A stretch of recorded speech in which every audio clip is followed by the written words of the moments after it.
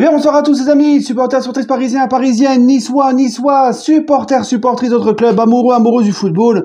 Bienvenue à vous. Les amis, écoutez, je suis très content de vous retrouver pour une toute petite vidéo, l'avant-match de PSG Nice. Et c'est pour ça que je suis tout excité, que je suis tout fou.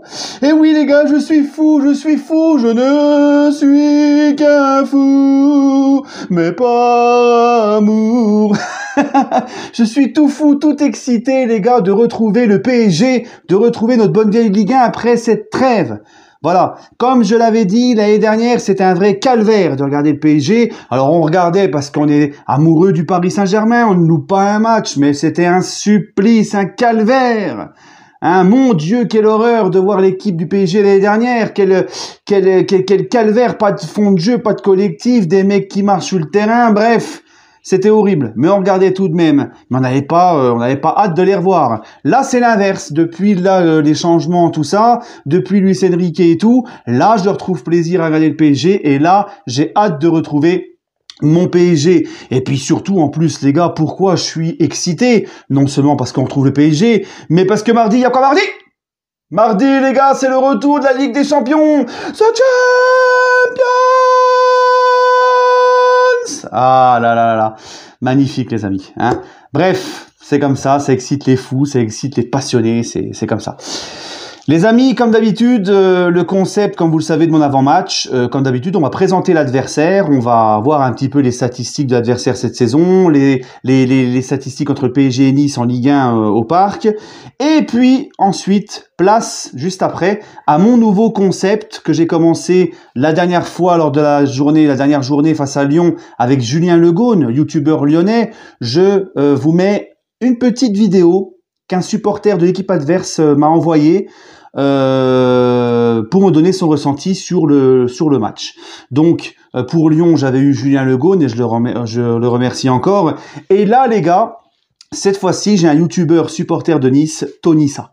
Voilà, mon ami Tonissa, que j'aime beaucoup, qui est vraiment une très belle personne, très gentil, et qui, je le remercie. Voilà les gars. Donc je mettrai son avis tout à l'heure, juste après. D'accord? Donc les Niçois, les amis, c'est comme le Paris Saint-Germain, l'OGC Nice.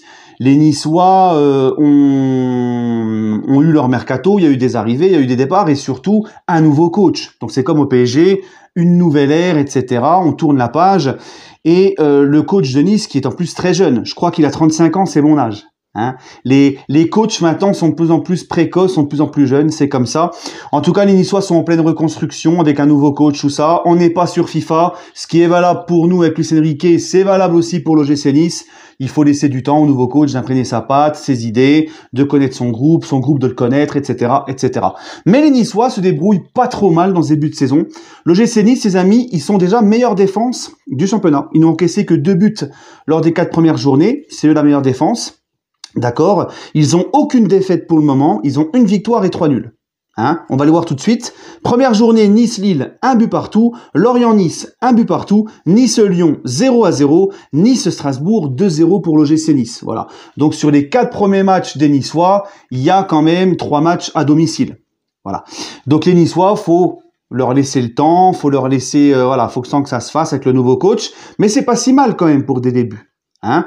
Et maintenant, vous connaissez la chanson. Je pense que l'OGC Nice va pas venir au parc en pantoufles. Je pense que l'OGC Nice va venir au parc en voulant montrer des choses et en nous rentrant dedans. Les dernières rencontres entre le PSG et Nice au Parc des Princes et en Ligue 1, 2017-2018, donc on fait toujours c'est les 5 dernières rencontres. Hein.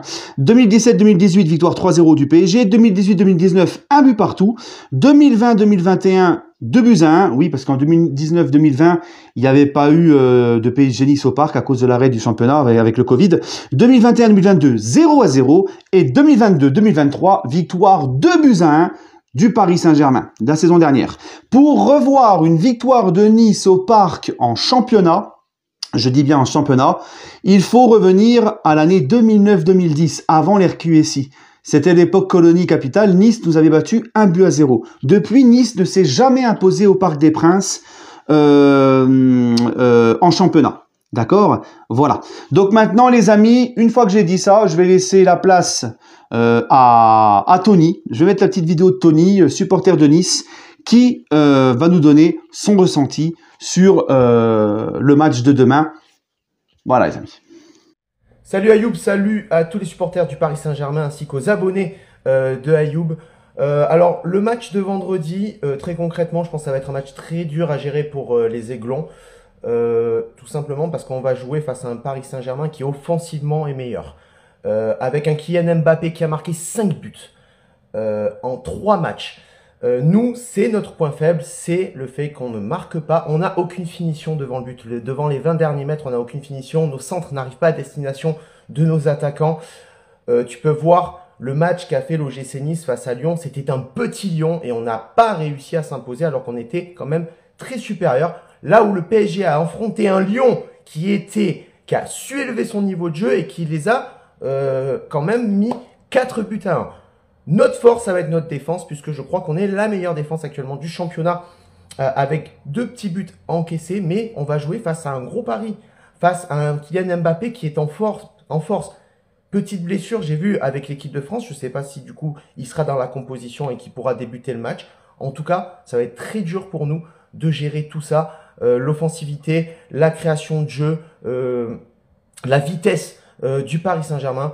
Je vois un 2-0 pour Paris. Sur ce, ciao à tous, bon match et Issa Nissa.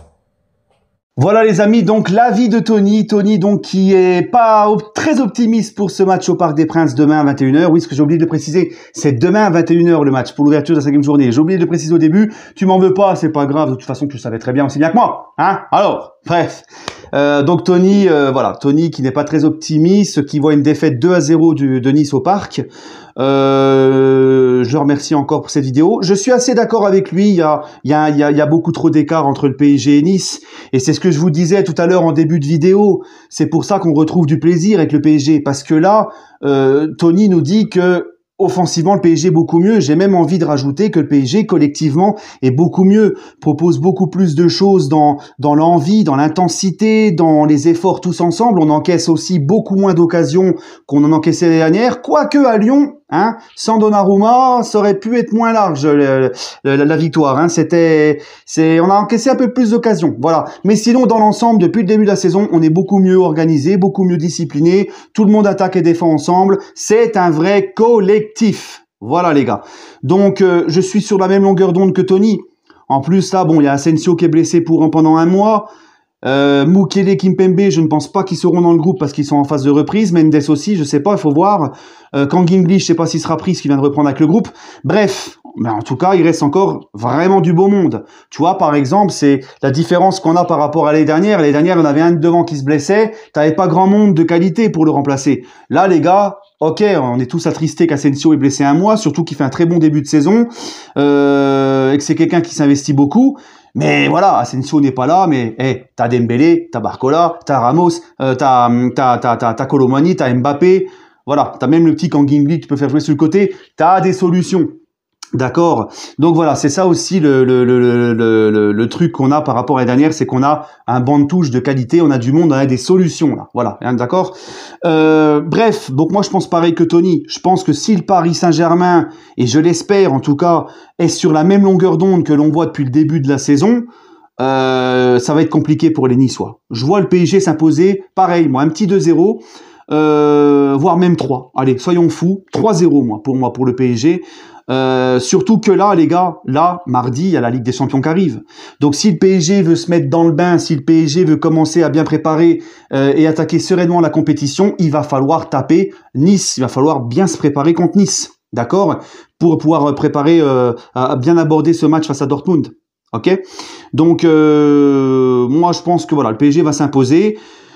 On a un petit désavantage comparé à Nice quand même, c'est que les Niçois ont beaucoup moins d'internationaux que le PSG. Là, il y a les mecs viennent de rentrer seulement maintenant. Luis Enrique n'a pas pu bien préparer la rencontre contre Nice avec eux. Ils étaient tous quasiment en sélection, mais c'est pas une excuse. Tous les grands clubs, c'est pareil. Ce n'est pas une excuse, d'accord? Mais je pense sincèrement que le PSG va faire le job. Je vois pas le PSG arriver demain face à Nice et retomber dans ses travers et laisser de côté tout ce qu'ils ont fait depuis le début de la saison avec Luis Enrique. Non, je pense pas. On va voir un PSG sérieux, impliqué, et je vois un PSG s'imposer avec la manière face à Nice. Voilà. Excusez-moi les amis niçois, mais pour lancer votre saison, pour vraiment lancer le truc et tout, vous attendrez un petit peu. Hein, attention, demain, voilà. En tout cas, je l'espère, les gars. Vraiment, sincèrement. Surtout que là, on a une semaine de folie. Là, il y a PSG Nice demain, il y a PSG Dortmund mardi aussi au parc, et encore au parc dimanche prochain, il y a PSG l'OM, le classique. Ah, tu m'étonnes que je suis excité, moi aussi. Hein, voilà. Bref, en tout cas, bah voilà, c'était tout ce que je voulais dire, les amis. Mon pronostic, hein, n'hésitez pas à donner le vôtre en commentaire. J'espère aussi, et ça me tient à cœur, j'espère vraiment que le PSG va le faire. C'est surtout ça aussi. Hein, Marco Verratti qui est parti du PSG, j'ai fait une vidéo hier. Et comme je l'ai dit dans cette vidéo, j'espère sincèrement, mais vraiment sincèrement, c'est la moindre des choses, que Verratti pourra venir demain au parc, sera demain au parc, invité au parc, puisqu'il n'est plus joueur du PSG, pour faire ses adieux au milieu de la pelouse, comme l'a fait Sakho, comme l'a fait Matuidi, pour venir dire au revoir aux supporters, remercier les supporters et le club, et avoir une dernière communion avec les supporters. C'est la moindre des choses pour ce mec-là, qui est le joueur qui a le plus gagné de trophées avec le PSG et qui a passé 11 ans au Paris Saint-Germain.